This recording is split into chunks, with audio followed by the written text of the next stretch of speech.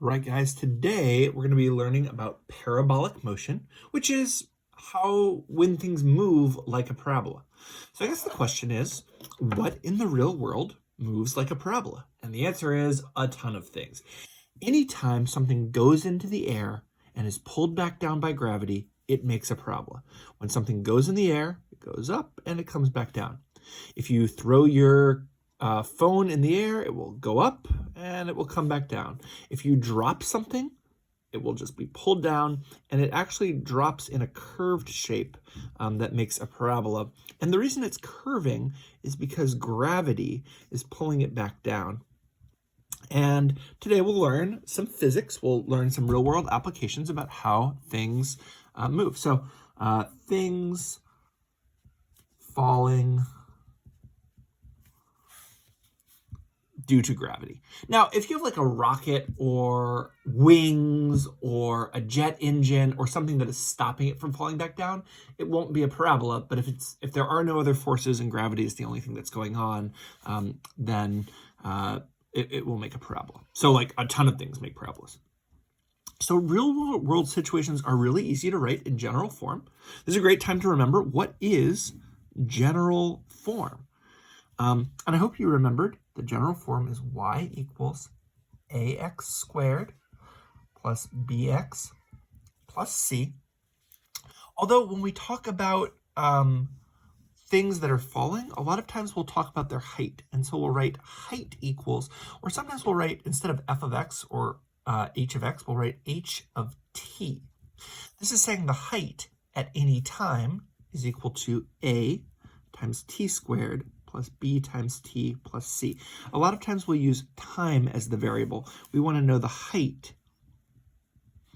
at different times because the height is the thing that's making the parabola. And so a lot of times we'll see it written like this instead of like this. So what are the, when I say it's really easy to write things in general form, let's talk, what do we know? What's the special thing that general form tells us? I hope we know that it tells us the y-intercept.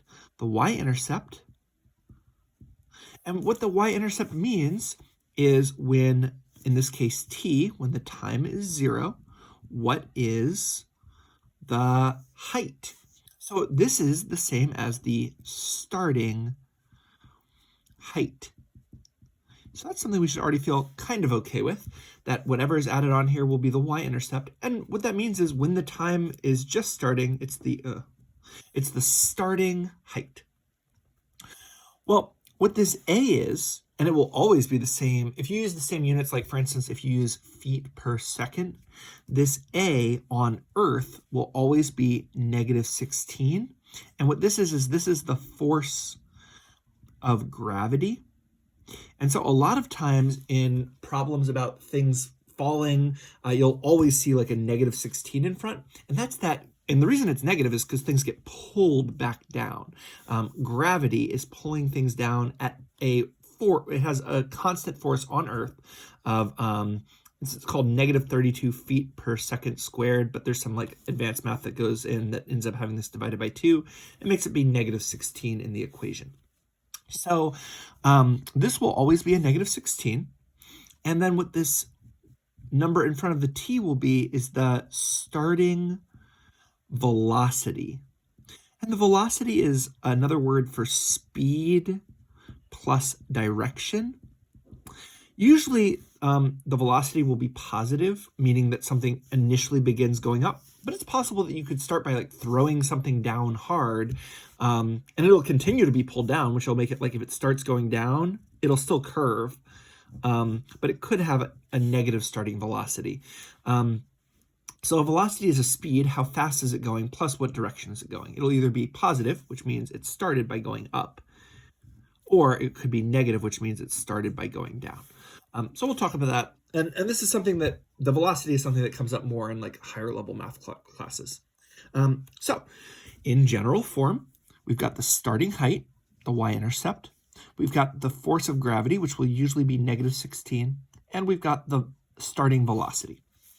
So our key questions that we might want to ask about things that are in the air, things that are going through the air are, what's the starting height? We've talked about this a little bit. How can you find the starting height? Well, this is just the y-intercept, right? It's going to be 0, comma c if we have the equation y equals at squared plus bt plus c. This is the starting height, and we'll be able to find that fairly easily. Another major question is, when does something hit the ground? So imagine we have like a parabolic motion, and we want to know where it hits the ground. Well, the ground is when the height is equal to 0.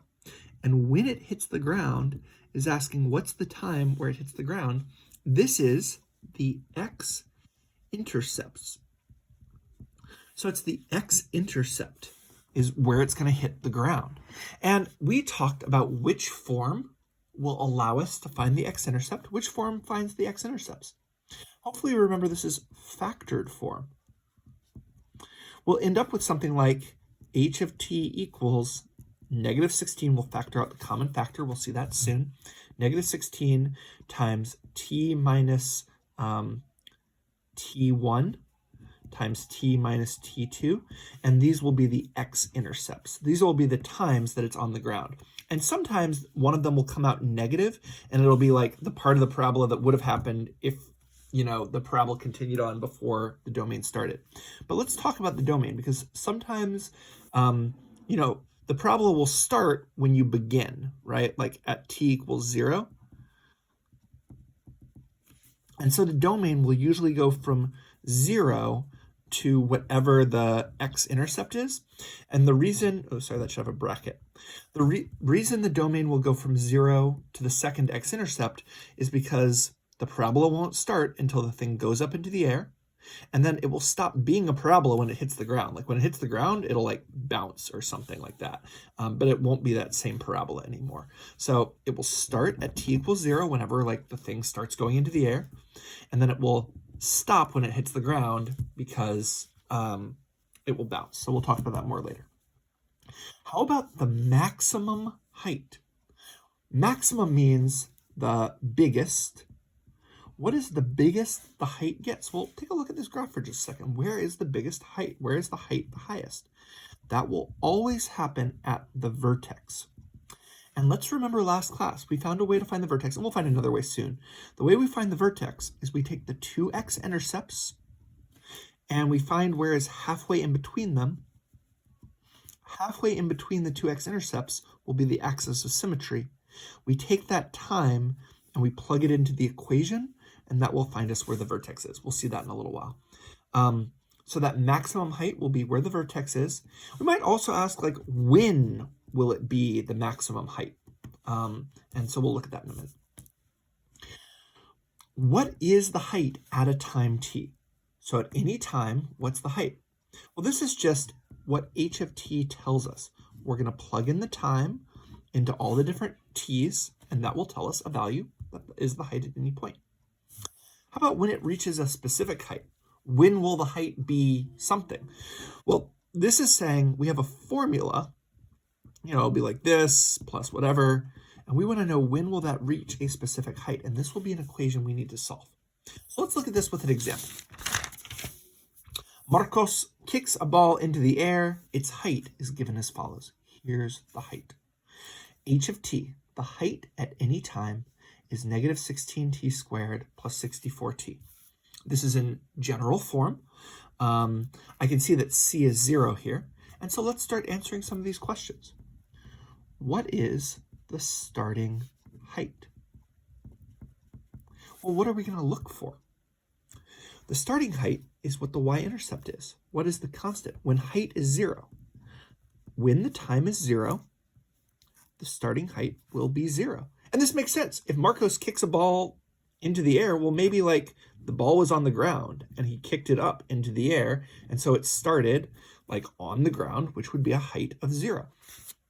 You can see it from the y-intercept. So the y-intercept was 0, and so the starting height was 0 feet. Okay. Let's look at the next key question. When does it hit the ground? When is this ball going to hit the ground? Now that's where the x-intercepts happen. So what form do we need to get this in? Hopefully we feel good that the x-intercepts we need factored form. The x-intercepts is when the height will be 0, and so we will want to factor it to find the x-intercepts. So go ahead and factor h of t. H of t equals, how do we factor this? We should always, when we're factoring, look for a common factor. And these both have a 16 in them, 16 times 1, and this is 16 times 4. They also both have a t.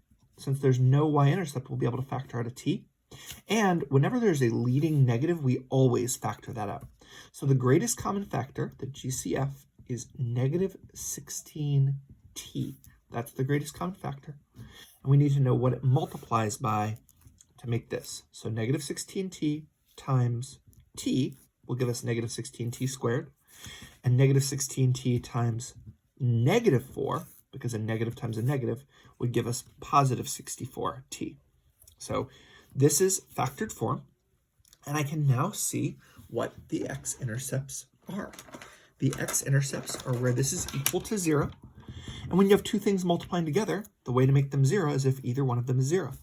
In this case, if t equals 4, 4 minus 4 will be 0, but also if t equals 0, negative 16 times 0 will be 0. And so the two x-intercepts, I'm going to draw this over here, there will be an x-intercept when the time, this is time and height, when the time is 0 and when the time is 4. Those are the two x-intercepts. And I can tell that the ball will hit the ground. Well, it's going to go up. It's going to come down. When does it hit the ground? The ball hits the ground in 4 seconds. So the ball goes up. By the way, that's a really good kick. To kick the ball and have it be up in the air for 4 seconds is awesome. So Marcos is pretty good. Okay, what about the domain for this parabola? The domain will be, where does this parabola exist? Well, before Marcos kicked it, there's no values of height here. The ball wasn't like under the ground. So the domain starts at time equals 0, and the parabola will end when it hits the ground at time equals 4. I've written this in interval notation, but another way to write this, hopefully we feel good about this. What's another way to write this? You could have done this as 0 less than or equal to t less than or equal to 4. The time goes between 0 and 4 seconds, and that's when this parabola exists. After 4 seconds, the ball is like going to bounce, and it's not going to be this parabola anymore. Before 0 seconds, the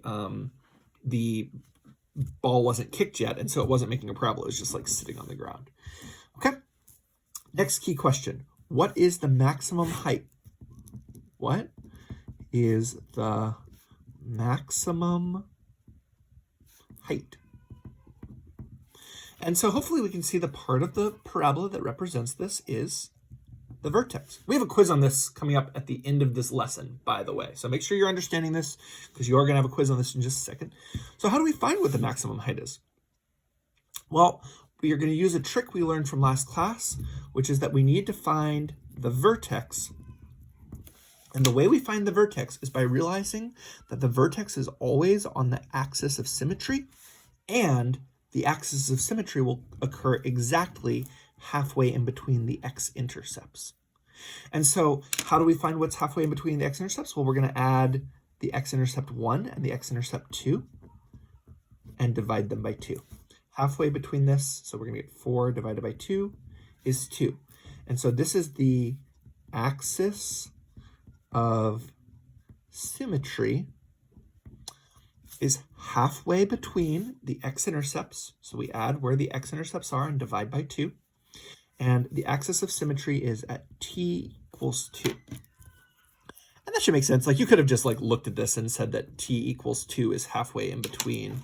I guess I should write like this. T equals 2. T equals 2 is halfway between 0 and 4. Okay, well, but that tells us when the ball reaches its maximum height. So the ball will reach its maximum height after 2 seconds. But what is the maximum height? How do we find that? Well, we can just take that time and plug it into our equation that tells us the height at any time. The height when the time is 2 we can just put in 2. And we can put it into this version, or we can put it into this version. I think I'll put it into here. It doesn't really matter. So the height, when the time is 2, I'm going to plug in 2. Negative 16 times 2 times 2 minus 4. So I put in t equals 2 into the 2 places where there was a t. So I want to know what the height is at these times. Negative 16 times 2 is negative 32. 2 minus 4 is negative 2. And negative 32 times 2, negative 2 is a negative times a negative is positive 64. And this is feet. So the maximum height of the ball is 64 feet. So the ball's maximum height. Oh, you guys couldn't see that? Oh no, that's so terrible, guys. I'm so sorry. I'm going to repeat this. I plugged in t equals 2 here and here. And so I plugged in when t was 2 and t is 2. And then I did negative 16 times 2 was negative 32. 2 minus 4 was negative 2. Negative 32 times negative 2 is positive 64. The ball's maximum height is 64 feet. And if I wanted to be really specific, I could say it occurs after 2 seconds. By the way, I'm using these units, feet and seconds. Whenever you see this negative 16, it will always be measured in feet and seconds. If you see something like negative 4.8, that'll be meters per second. But feet per second, you'll learn this in a physics class. We won't get too into it right now. When you see this negative 16 in front of the t squared, that's the force of gravity on Earth in feet per second squared. So you'll see I'll be using feet and seconds a lot in these problems. Okay, so it reaches a maximum height of 64 feet after 2 seconds. Okay. Next question. What height is the ball after 1 second? And so I want you guys, I don't know, I can't zoom out here. I want you guys to look at this for just a second and answer the question, what is the height of the ball after 1 second? And we talked about this before, but the way we do this is, of course, we put in 1 for t. So this is h of 1. So I'm just going to plug it into the original one. Negative 16 times 1 squared plus 64 times 1. This finds the height of the ball after 1 second. When the time is 1, it will tell us the height of the ball. 1 times 1 is 1. Negative 16 times 1 is negative 16. 64 times 1 is 64. And negative 16 plus 64 is 48. So the ball is 48 feet high after 1 second. So like after 1 second, the ball is 48 feet high. Now, why don't you find h of 3? H of 3 is what's the height? What does this mean, first of all? This means what is the height of the ball after 3 seconds? And when you plug it in, you should get negative 16 times 3 squared. So when the time is 3, we put in time is 3, plus 64 times 3. And this one also comes out to 48, which is kind of funny, but it should make sense because parabolas are symmetric. So if it was 48 when it was 1 second, it'll be 48 also when it is 3 seconds. Okay. Ooh, I don't know if I want to do this. I should have asked a different question. Okay, we'll come back to it in another one. I could have asked, when is the ball 48 feet high? And this is a different, am I spelling high right? All of a sudden I'm like questioning myself. When is the ball 48 feet high? This is asking, when is the height 48? This is the height is 48. And so we would put in 48 for the height and try to solve this equation. And this is something we'll get more practice with later. But when we're solving an equation, we make it equal to 0. And then factor. When we're factoring, go ahead and factor this. How should you factor this? You should always notice that, look for a common factor first. They all have a 16. And whenever there's a negative that's in the front, we factor out the leading negative. So negative 16 times t squared will give you negative 16t squared. Negative 16 times minus 4t will give you, negative times a negative will give you positive 64, and we need the t there to make it be a t. And we need negative 16 times positive 3 gives us negative 48. This is partially factored, and we can factor it even more. Negative 16 times t minus 3 times t minus 1. This is because negative 3 times negative 1 is positive 3, negative 3 plus negative 1 is negative 4. This is fully factored, and now we can see that there are 2 times when this will be equal to 0. Time equals 3, because 3 minus 3 is 0, and time equals 1, because 1 minus 1 is 0. And, we kind of had already answered that. When time was 1, it was 48 feet, and when time was 3, it's 48 feet. But I just wanted to show you that. Last thing we're going to do is you guys are going to get to try one on your own. Let's do this. Linear's calculus students. It used to be linear. I guess I need to rewrite this problem. It should now say Navarro. Navarro's calculus students launched bottle rockets from the top of a building during final exams. The quadratic equation that models the height of the rocket during its flight is h of t equals negative 16t squared plus 80t plus 96. We're going to come back to this graph in just a second. We'll be graphing it as we answer the other questions, and we're going to make sure we'll label things. What is the starting height of the rocket? What part of the parabola represents this value? So what is the starting height of this rocket? The answer is 96 feet. And the way we know that is the starting height is the y-intercept. When the time is 0, all the things with t in it will go away.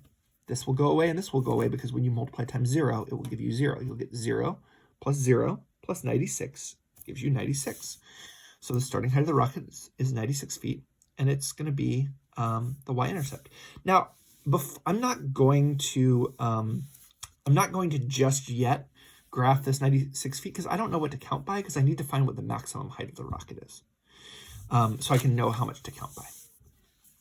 What is the maximum height of the rocket? Well, how do I find the maximum height of the rocket? What part of the parabola represents this value? Go ahead and answer this first. What part of the parabola represents this? This is the vertex. And so how are we going to find the vertex of the parabola?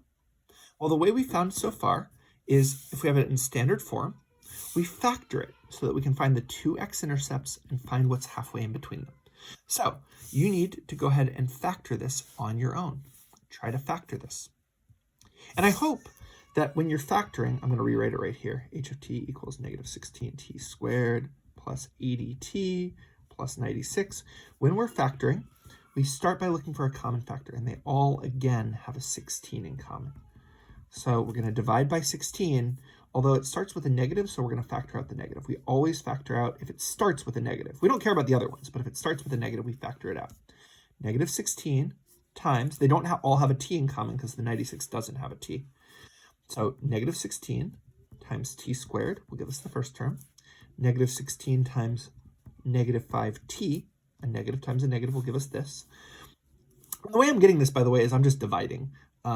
80 divided by negative 16 is negative 5. Like, you can use a calculator for this if you would like. So, you can do like, I'm doing it in my head, but you can use a calculator. 80 divided by negative 16 gives you negative 5. So when I factor out the negative 16, I'm dividing. So similar for this one, 96 divided by negative 16 is negative 6. It's negative, oh, you guys couldn't see that, is negative 6. So that's what's there. That way I know negative 16 times negative 6 is 96. And now I can factor this even more.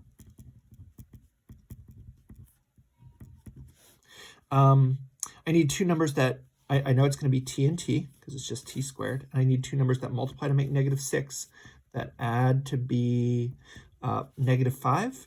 Now, these both kind of make 5, so let's be careful.